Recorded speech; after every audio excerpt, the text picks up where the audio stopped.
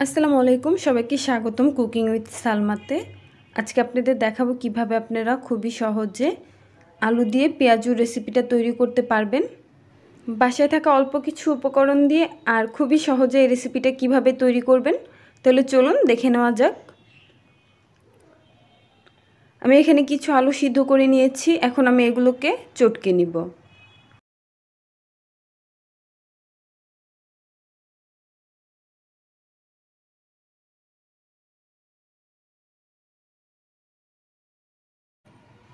দেখুন এগুলো চটকানো শেষ। তারপর আমি নিয়ে নিচ্ছি কিছু পেঁয়াজ কুচি আর কিছু কাঁচামরিচ কুচি। পেঁয়াজের পরিমাণটা যত বেশি পারেন বাড়িয়ে নেবেন। তারপর আমি দিয়ে দিচ্ছি এখানে ছোটো চামচের 1 চা চামচ পরিমাণ লবণ, 1 চা চামচ পরিমাণ ধনিয়া গুঁড়া আর 1 চা চামচ পরিমাণ জিরা গুঁড়া। এখন সবগুলো উপকরণ আমি খুব ভালোভাবে মিশিয়ে নিব।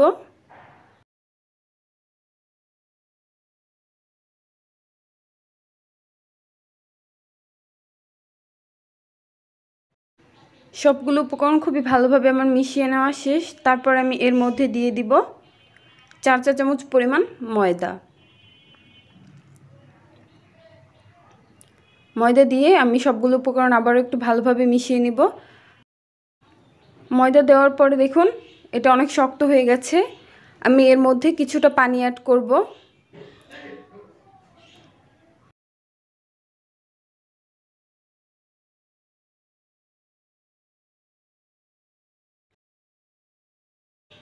আমার ভালোভাবে মাখিয়ে নেওয়া শেষ। দেখুন এটা কতটুকু আঠালো হয়েছে। আমি এখন চলে যাব চুলায়। আমি প্রথমে ভালোভাবে তেল গরম করে নিয়েছি। তারপর আমি একে একে সবগুলো পেঁয়াজু ছেড়ে দিব। আর অবশ্যই ডোবা তেলে ভাজবেন।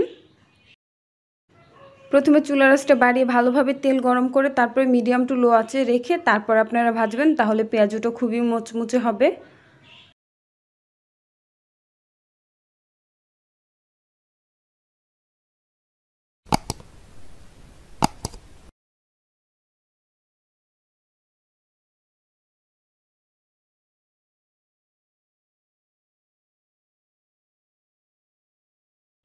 আমার এক পিঠ ভাজা হয়ে গেছে, এখন আমি উল্টে অপর পিঠটাও ভেজে নিব।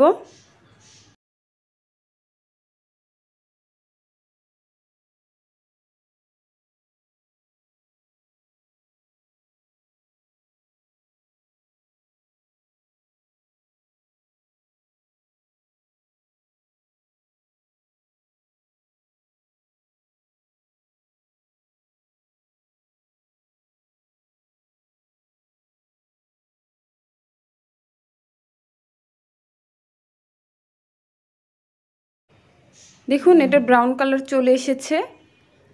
এখন আমি তেল ছেঁকে এগুলোকে তুলে নিব। দেখুন এগুলো অনেক সুন্দর একটা কালার এসেছে।